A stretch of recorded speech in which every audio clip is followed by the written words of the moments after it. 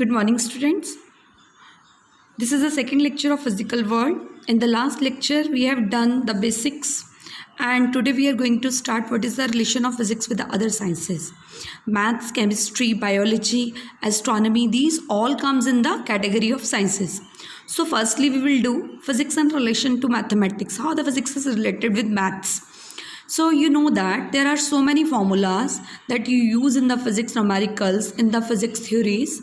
There are so many formulas when we do different articles like Newton's law or so many articles in the +1 and +2. We have a need of maths formulas. If we know about the mathematics formulas, we can do easy calculations. So in the many of theories of physics, we use mathematical concepts. So we can say maths is a powerful tool in the development of physics. There are in the +1 and +2, there are so many articles that can be solved only by the maths formulas and mathematical concepts. And the second is the relation with chemistry. We know that in the radioactivity, what we do, we study about the different properties, electronic configuration, valences of different radioactive elements. We study about the structure of atoms. तो उससे हम क्या करते हैं, हमें atoms की elements की structure के बारे में पता चलता है. हमें पता चलता है कि हम इस एलिमेंट को कहाँ पे रख सकते हैं, इसकी प्रॉपर्टीज़ किस एलिमेंट के साथ सेम है. तो what we do, we rearrange the different elements. So due to rearrangement of different elements, that is the revolution in chemistry. Chemistry का बेस क्या है, पीरियोडिक टेबल है. तो पीरियोडिक टेबल कैसे बनता है, पीरियोडिक टेबल एलिमेंट्स को डिफरेंट जगह पे रीअरेंज करके बनता है. वो रीअरेंज कैसे करते हैं, वो रीअरेंजमेंट के बारे में हमें तभी पता चलता है जब हमें उन एलिमेंट्स के बारे में हम स्टडी करते हैं और हमें उनकी प्रॉपर्टीज़ के बारे में पता चलता है. हमें पता चलता है कि इसकी प्रॉपर्टी इस ग्रुप के साथ सिमिलर है, तो हम इसको यहाँ पे रीअरेंज रखते हैं. तो बेसिकली क्या हुआ, फिजिक्स ही हेल्प कर रही है हमें रीअरेंजमेंट में. So in this way the physics is related to chemistry.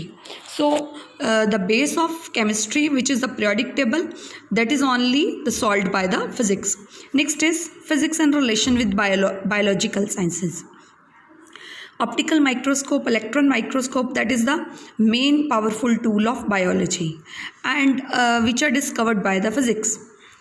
And क्या है कि आप बायो में आपने सेल की स्ट्रक्चर को स्टडी करना है, तो वो आप किसके साथ करते हैं, वो हम करते हैं इलेक्ट्रॉन माइक्रोस्कोप के साथ. इलेक्ट्रॉन माइक्रोस्कोप को डिस्कवर किसने किया, that is the with the development of physics.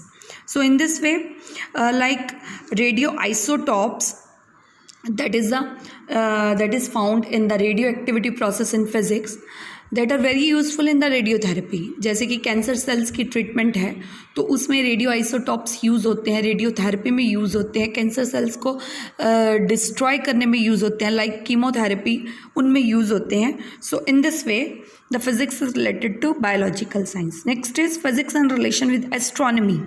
Astronomy के साथ कैसे रिलेटेड है, फिजिक्स में आप +2 में पढ़ोगे एस्ट्रोनॉमिकल टेलीस्कोप. एस्ट्रोनॉमिकल टेलीस्कोप क्या है, जो हेवनली बॉडीज़ को स्टडी करता है. तो हेवनली बॉडीज़ को स्टडी करने के लिए जो एस्ट्रोनॉमिकल टेलीस्कोप है उसको किसने डिस्कवर किया था, गैलीलियो ने. तो हेवनली बॉडीज़ को स्टडी करने के लिए एस्ट्रोनॉमिकल टेलीस्कोप जो डिस्कवर हुआ है, तो हेवनली बॉडीज़ की मूवमेंट को देख के बहुत सारी चीज़ें जो हैं पता चल सकती हैं कि स्टार्स कैसे हैं, स्टार्स की मोशन कैसी है. तो ये सारा एस्ट्रोनॉमी जो है that is also the based on physics. So the next is, this question is completed. Next question is physics and relation to technology. How the physics is related with technology? There are few points. Otherwise, there are so many discoveries in the technology that is done only because of development in physics. So let's study. Like the study of satellites. हम satellites पढ़ते हैं physics में, हमें सारा पता है satellites की motion कैसे होएगी, ग्रेविटी का कॉन्सेप्ट क्या है, वो सारे कॉन्सेप्ट्स हम फिजिक्स में ही पढ़ते हैं. सैटेलाइट को स्टडी करके ही हमें पता चलता है कि वेदर फॉरकास्टिंग के बारे में, कि due to study of satellites it is possible to forecast the weather. Next is conversion of heat energy into mechanical work.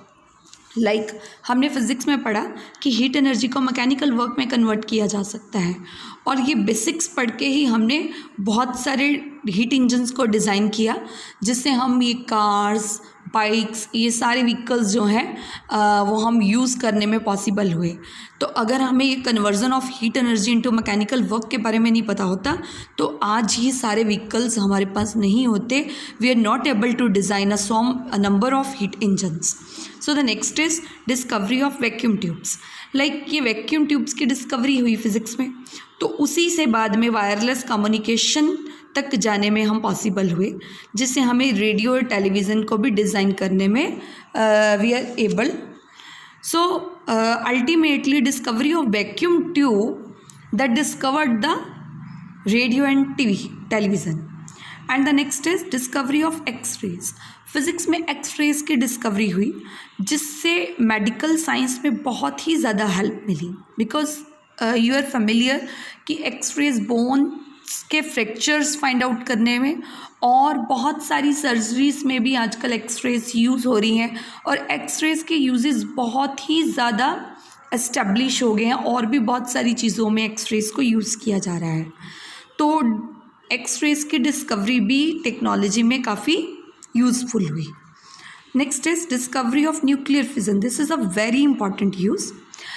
पहले nuclear fission, fusion, nuclear reaction के बारे में स्टडी से पहले सिर्फ ये था कि इलेक्ट्रिसिटी को hydro electricity means hydro power plant से जनरेट किया जा सकता है, विंड मिल से जनरेट किया जा सकता है, बट उनसे इलेक्ट्रिसिटी इतनी ज़्यादा नहीं बन पाती थी कि जिसका कमर्शियल यूज़ में बहुत ज़्यादा यूज़फुल हो।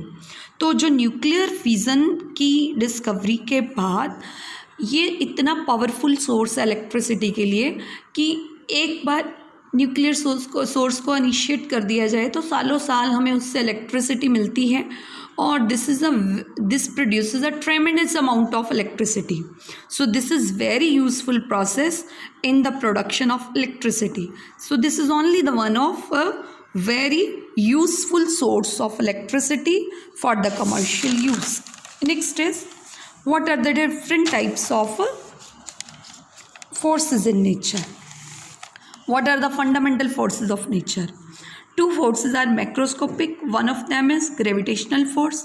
पढ़ी है आपने 9th में भी। ग्रेविटेशनल फोर्स क्या होती है? जो बॉडीज़ के बीच में उनके मासेस के कारण होती है। The force which is due to masses. Suppose we are taking two masses, उनके बीच में डिस्टेंस r ले लिया, तो ये फोर्स उनके मासेस के डायरेक्टली प्रोपोर्शनल होती है, इन्वर्सली प्रोपोर्शनल होती है उनके डिस्टेंस के बीच में। तो ये फोर्स उनके मासेस के कारण एग्जिस्ट करती है। दूसरा अट्रैक्टिव ही होती है। तीसरा इस जी को ग्रेविटेशनल कांस्टेंट बोलते हैं, और क्योंकि ये आर स्क्वायर के इन्वर्सली प्रोपोर्शनल है इसलिए ये ओबे क्या करती है, इन्वर्स स्क्वायर लॉ। इसकी मेन प्रॉपर्टीज़ यहाँ पे लिखी हुई हैं। लॉन्ग रेंज है, मतलब दो मासेस के बीच में फोर्स होएगी ही होएगी और इन्फिनिटी तक होगी, इन्फिनिटी के बाद ये ख़त्म हो जाती है। तो लॉन्ग रेंज है। लॉन्ग रेंज मतलब कि इसका दूसरी बॉडी के ऊपर जो एक्शन है वो बहुत डिस्टेंस तक रहता है। अट्रैक्टिव है, सिर्फ रिपल्सिव नहीं है। दो बॉडी सिर्फ एक दूसरे को अट्रैक्ट करती है, जैसे कि आपने देखा है अर्थ पे आप कहीं भी कोई चीज़ फेंक दो वो दोबारा अर्थ पे ही आएगी। क्यों आएगी? That is due to gravitational force. तो ग्रेविटेशनल फोर्स लॉन्ग रेंज है, इन्फिनिटी तक एग्जिस्ट करती है। अगर आप किसी बॉडी को उसके ग्रेविटेशनल फील्ड से बाहर फेंक दो फिर वो उसको अट्रैक्ट नहीं कर पाती, वो एस्केप हो जाती है। Otherwise it exist up to infinity. Inverse square law obey करती है और वीक फोर्स है। It is not the strong force, it is the weak force. Next is electromagnetic force. Electric भी है और मैग्नेटिक भी है। Suppose we have two charges, distance between them is small r, तो ये ड्यू टू चार्जेस है या due two poles है। दो मैग्नेट के पोल्स के में भी जो फोर्स है उसको भी मैग्नेटिक फोर्स बोलेंगे। दो चार्जेस के बीच में जो फोर्स है उसको इलेक्ट्रिक बोलेंगे, और कलेक्टिवली इनको बोलेंगे इलेक्ट्रोमैग्नेटिक फोर्स। तो फोर्स चार्जेस के मैग्नीट्यूड के डायरेक्टली प्रोपोर्शनल है, उनके डिस्टेंस के बीच में स्क्वायर के इन्वर्सली प्रोपोर्शनल है, और ये अट्रैक्टिव भी होती है, रिपल्सिव भी होती है। If there are like charges this force is repulsive, unlike that is attractive. Properties मेन लिखी हैं। It is a long range, ये भी इन्फिनिटी तक एग्जिस्ट करती है, अट्रैक्टिव भी है, रिपल्सिव भी है। ओबे इनवर्स स्क्वायर लॉ, और ग्रेविटेशनल से 10⁻36 टाइम्स स्ट्रॉन्गर है, काफ़ी स्ट्रॉन्ग है मीन्स। स्ट्रॉन्ग न्यूक्लियर फोर्स, अब स्ट्रॉन्ग न्यूक्लियर फोर्स कौन सी है? देखिए, आपको पता है न्यूक्लियस में दो ही पार्टिकल्स होते हैं, प्रोटॉन्स होते हैं या न्यूट्रॉन्स होते हैं, और इसके अराउंड इलेक्ट्रॉन्स रिवॉल्व कर रहे होते हैं। तो स्ट्रॉन्ग न्यूक्लियर फोर्स क्या है? वो फोर्स जो न्यूक्लियस के अंदर ही, इनको जो पार्टिकल न्यूक्लियस के अंदर होते हैं उनको बोलते हैं न्यूक्लियॉन्स। न्यूक्लियॉन्स को भी तो फिर बीच में किसी ना किसी फोर्स ने रख ही रखा है, अदरवाइज प्रोटॉन्स पे तो पॉजिटिव चार्ज है, न्यूट्रॉन्स पे कोई चार्ज है ही नहीं। तो फिर इनको किसने बांध रखा है? इनको किसने बांध रखा है? स्ट्रॉन्ग न्यूक्लियर फोर्स ने बांध रखा है। तो स्ट्रॉन्ग न्यूक्लियर फोर्स क्या है? जो प्रोटॉन्स और न्यूट्रॉन्स को न्यूक्लियस के अंदर बांधे रखती है। दूसरी बात, ये सबसे ज़्यादा स्ट्रॉन्ग है, इससे स्ट्रॉन्ग कोई फोर्स नहीं है। शॉर्ट रेंज है, क्योंकि सिर्फ न्यूक्लियस के अंदर अंदर ही एग्जिस्ट करती है, बाहर एग्जिस्ट नहीं करती, तो इसलिए ये शॉर्ट रेंज है। शॉर्ट रेंज का मतलब होता है डिस्टेंस, कितने डिस्टेंस तक एग्जिस्ट करती है? बहुत कम डिस्टेंस तक एग्जिस्ट करती है, सिर्फ न्यूक्लियस के साइज तक ही एग्जिस्ट करती है। प्रेजेंट इनसाइड द न्यूक्लियस, और चार्ज पे डिपेंड नहीं करती, बिकॉज ऐसे नहीं है कि प्रोटॉन और न्यूट्रॉन के बीच में, मतलब प्रोटॉन के ऊपर पॉजिटिव चार्ज है, न्यूट्रॉन के ऊपर कोई है ही नहीं, तो यहाँ पे पॉजिटिव नेगेटिव का कोई कंसेप्ट नहीं है। प्रोटॉन के बीच में भी फोर्स है, न्यूट्रॉन के बीच में भी है, और प्रोटॉन न्यूट्रॉन के बीच में भी है, इसलिए ये चार्ज इंडिपेंडेंट है, चार्ज के ऊपर डिपेंड नहीं करती। तो ये फोर्स न्यूक्लियॉन्स को न्यूक्लियस के अंदर ही बांधे रखती है, उसको क्या बोलते हैं? स्ट्रॉन्ग न्यूक्लियर फोर्स, और बहुत स्ट्रॉन्ग है, सबसे ज़्यादा स्ट्रॉन्ग यही है, इलेक्ट्रोस्टैटिक से भी 100 टाइम्स स्ट्रॉन्ग है। उसके बाद लास्ट है weak nuclear force. Weak nuclear force क्या है?